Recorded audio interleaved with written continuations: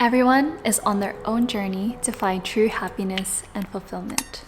I thought I would find true happiness after I achieved my dream of becoming the first doctor in my family and repaying my parents' love and sacrifices. Yes, to a certain extent and for a period of time, I was happy and fulfilled. My dream came true. I worked extremely hard for 6 years, and I was very proud of myself.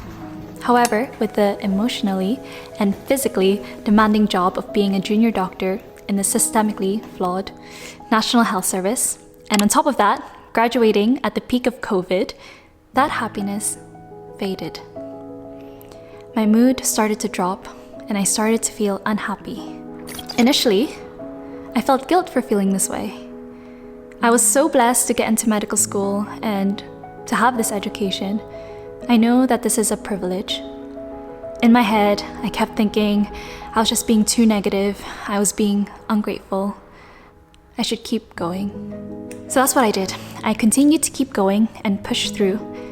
But there was a point where my body and mind started slowly showing signs that I couldn't ignore anymore. I was behaving in a way that was so different to who I was or who I wanted to be. And I felt like I was trying to survive each day rather than getting excited to thrive each day. I also felt guilt showing up at work. How can I truly heal and help other people with their health when I don't feel truly healed or healthy myself?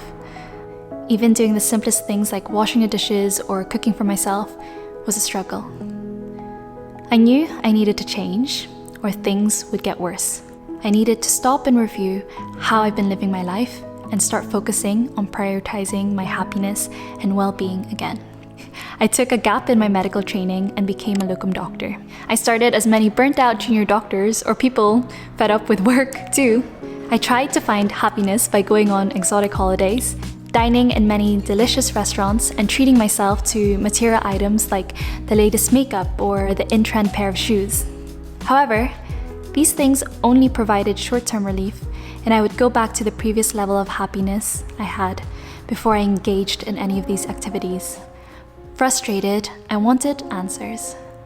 As a medical doctor, I love science, I love understanding why things happen and how our body and mind work.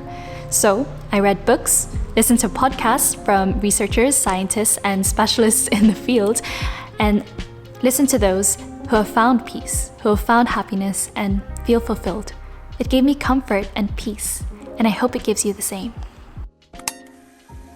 So hi, if you're new here, my name is Demi. It's been 2 years since I paused my medical training. I feel like I'm at a point now where I am happy, where I am ready to go back into medical training. I'm very grateful for everything I've learned and I wanted to share it with you. I know that your time is precious, so I put the timestamps of the video in the description box, but I'm going to be talking about the 2 different types of happiness and some reminders you can take on your happiness journey. Knowing the 2 types and the science behind it is a game changer. So the first type of happiness is hedonic happiness. Hedonic happiness is centered around consumption and pleasure. It's often associated with delayed gratification and sensory experiences. So some examples of hedonic happiness includes going on a tropical vacation, spending a night binge watching your favorite TV show, favorite Korean drama, treating yourself to an extra large bubble tea, or treating yourself to the hot chocolate, the extra large one with the cream and marshmallows, shopping or retail therapy, going to your favorite singer's concert and dancing and playing along. Those are forms of hedonic happiness. When you engage in these hedonic activities, you're giving your brain and your body a gift. During these moments, your brain releases dopamine. Dopamine can give you an instant rush of joy and it flows throughout your body. I know what some people are thinking. Some people rush in and think that this type of happiness is sinful. There are times I thought that too, but no. These hedonic activities serve an important purpose. It gives your brain and your body the necessary respite or rest to deal with the stresses of life. For example, after a particularly stressful, grueling day, starting the day with a cardiac arrest running across the hospital, timely. Okay, so starting the day, running across the hospital to deal with a cardiac arrest, giving a patient CPR, and then having to talk to patients' relatives to tell them that their loved one didn't survive or passed away, and then having to talk to another patient straight after to tell them that they are healed, that they're well and they can go home, and then having to constantly answer phone calls, make decisions, all of the things that we have to do. Of course, The stress and all of that builds up. It takes an emotional and physical toll on you. And when I get home from that long day, what my body and my mind needs is to relax and decompress by watching a Korean drama or watching my favorite Netflix TV show and having a matcha or hot chocolate to decompress from the stresses of the day. Allowing yourself occasional opportunities to decompress and participate in hedonic activities is normal, and it's important, and it's vital for your psychological well-being. But, as with all things, too much of anything is bad. In larger and more frequent doses, hedonic happiness loses its effect. You can't depend on it as your only source of happiness. It's designed to leave you wanting more. Initially on my happiness journey, I engaged in a lot of these activities because I thought that was what was going to make me happy. But it did for a short period of time, for a few days, for a week or so, but then I would eventually go back to my level of happiness before engaging in the activity. And there is actually a term for it, and it's called the Hedonic Treadmill. Why does hedonic pleasures become less exciting over time? It's because the dopamine, or the initial surge of dopamine, it levels off in your brain and you're back to where you've started. For example, you're eyeing on the perfect pair of shoes that you've been wanting for so long. It's your birthday and you splurged on it. You're very happy and joyful, and every time you wear it, you feel so good, and just looking at it, it makes you really happy. But after a few months of wearing that shoe, the happy buzz ends. And those shoes become one of many pairs in your shoe rack or shoe closet. And if you can't relate to that story, then how about that delicious cake or that delicious cookie or whatever dessert you like? When you're eating cake, right, that first slice tastes so good and you have this surge of joy. But what happens when you eat a second slice, a third slice, a fourth slice, and then a fifth slice? Do you notice that your happiness kind of goes down? That's your dopamine leveling off. The hedonic treadmill doesn't only apply to wonderful experiences, it can also apply with traumatic experiences. So there might be an event or situation that's happened and you feel like you can't get out of it, that you're just in a lower state. But with time, you will go back to that level of happiness you were before. This set point can be determined partly by genetics, but also can be increased by focusing on the second type of happiness. And the second type is what we call eudaimonic happiness. Eudaimonic happiness isn't centered on pleasure and consumption. It's centered on meaning and purpose. I'm sure you've had eudaimonic experiences, you just never called them that. So I'll give you some examples to remind you of your eudaimonic experiences. It can also help you understand what forms of happiness to focus on to increase your set point. Eudaimonic happiness is the happiness that you experience when you are engaging in meaningful work. So when your work is linked to your values, your principles, your strengths, and allows for your personal growth. It's a feeling you get when you are donating your time for a cause that's important to you. It's also when you donate your time to help the society or the community. It's the feeling you get when you are learning a new skill or hobby, or in some form where you're creatively expressing yourself. This can be like making music, like playing an instrument, singing, drawing or painting, learning a language, dancing, gardening, cooking, things like that. It's the feeling you get when you are building a deep and meaningful relationship. It's the deep feeling of gratitude and appreciation for what you have. It's also the feeling when you're nurturing your spiritual well-being, be it by practicing a religion, engaging in journaling or mindfulness, being present in the moment. Finally, it's when you're living in alignment with your beliefs and your values and being true to yourself, essentially. If you can compare the previous examples with hedonic experiences, you can see that eudaimonic happiness, it focuses on a deeper sense of well-being. I realized that I was happy throughout medical school because I had eudaimonic happiness. I had this meaningful, purposeful goal, which is to become a doctor, to be able to use the skills and knowledge and the love of science and the human body to help others and also make my parents proud. And I thought that was very meaningful and purposeful. But once I achieved my goal, that purpose and meaning vanished suddenly. I think I didn't fully understand what my next goal was. And because of COVID and the stresses of life, I got a little bit lost. It's easier to lose that meaning and purpose when you are stressed, when you are overwhelmed, when there's a lot of things happening in your life. So then I started engaging in hedonic experiences. So I went on holidays, I ate lots of delicious food, I went retail shopping, I binge watched all the TV shows and series that I didn't have time to watch. And initially it did give me that happiness, but with time I realized that my happiness just kept going back to the baseline. There was something missing and I didn't know what it was.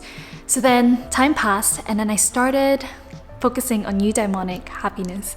I started developing skills or going back to the hobbies that I loved as a child, like dancing. So I joined dance classes, I learned dances at home, I started learning a language, I started doing YouTube again, and I've been able to express myself creatively, and I focus on building and maintaining healthy relationships. Now I'm deciding what specialty as a doctor I should go into that will align with my own values, my own beliefs, and I've realized that my happiness level has increased. I feel like I'm needing less hedonic pleasures or experiences to maintain my happiness. And now I feel happier. I feel ready to get back into medical training. I don't feel as guilty to be able to help and heal others because I feel like I'm able to help and heal others better now that I am happier and healthier myself. And I hope that this story and explaining all of that can help you on your own journey. Before you go, I want to give you a few reminders to help you on this journey. So as we talked about, Eudaimonic Happiness is on meaning and purpose. But we have to remind ourselves that everyone has their own meaning and purpose. And I guess that's what makes it so hard sometimes for people to find happiness. They just don't know what their meaning and purpose is. And they try to find meaning and purpose by copying someone else's meaning and purpose. But if you do that, and you're not doing something that you truly believe in or you value in, you won't feel happy. So yeah, it's okay to practice or try someone else's purpose or form of eudaimonic happiness, but remember that you are so unique and different and that you're on your own path and your own journey. I still don't know what my true meaning and purpose is, but slowly by taking steps and practicing and trying different things, I'm able to kind of piece little bits together, add things that make me feel happy and give me meaning, and remove things that don't resonate with me or don't give me that meaning and purpose. The second truth or reminder is that our meanings and purpose can change. So I had a meaning and purpose that worked for 6-7 years when I was trying to achieve this goal of being a doctor. That worked for me and helped me thrive for a long period of time, and I'm very grateful for it. But after that, it was finished, it was complete, and I didn't know what my purpose or meaning was. Your purpose and meaning and your forms of eudaimonic happiness can change with time. And the third truth and reminder is that there is no one best form of happiness. I used to always think that it's one or the other. You can't have both. One is bad, one is good. And that's not true at all. Research actually backs this up. There was a research that compared both eudaimonic and hedonic experiences, and they found that those that are very happy and fulfilled have a combination of both, are able to use it in balance or in unison. So yeah, eudaimonic happiness, yes, it's more long lasting and it can increase our happiness threshold and it seems like the path to success, but sometimes it's not practical to engage in these eudaimonic experiences when we're very stressed, when we're overwhelmed, when life knocks us down.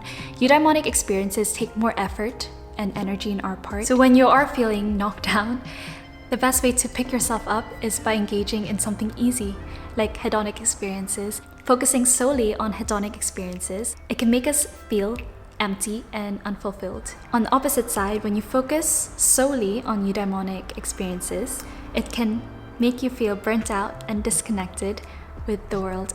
So the final reminder and truth is that this is a video on happiness, but I am not telling you that you can be happy all the time, or once you find happiness, that's it, you'll always be happy. That's not true. And I know that I am happier now, but I know that there will be times in my life that I will be knocked down, that I will be unhappy, that I'll feel sad. I think knowing that truth gives me peace and reminds me that by experiencing those painful moments in my life, I was able to learn so much more. I got so much wisdom from those experiences. Because I've experienced that sadness, I think it has helped me have more empathy and understand others who have felt that way or are feeling that way at the moment. If I didn't have those experiences, I wouldn't know what I know now and understand what I know now so deeply, and I wouldn't be able to share that with you. I think it is important for me to post about happiness on my birthday. I'm getting emotional because I think trying to remember how Demi felt and what Demi was like a few years ago and how she's feeling now, I'm just very proud of her. And if I could talk to her, I would tell her that that point in life is setting you up for your future, and it's gonna teach you so many valuable lessons, and that you are strong enough to handle it and cope with it. I don't know what you're experiencing right now, and I don't know where you are in your happiness journey. I just want to remind you that life is great and life is wonderful. Sometimes you don't feel that way, but there are also great and happy moments, and we will find it. It's to remind you to focus on the eudaimonic forms of happiness if you have the reserve and energy for that. Do things that you love doing when you're a child. Do things that helps you express yourself. Do things that are meaningful for you. And if it does get hard, don't feel guilty eating that tub of ice cream or watching that TV show for 3 hours or playing that video game. Don't feel that guilt. Let your body heal and let your body relax as well. So yeah, in a few months, I'm going to start my medical training again. I don't know how it's going to pan out, and a part of me is worried, and I'm worried that I will end up burning out, but I think I have the tools and the knowledge and the wisdom and skills to prevent that from happening in the future. I'm excited to see what will happen.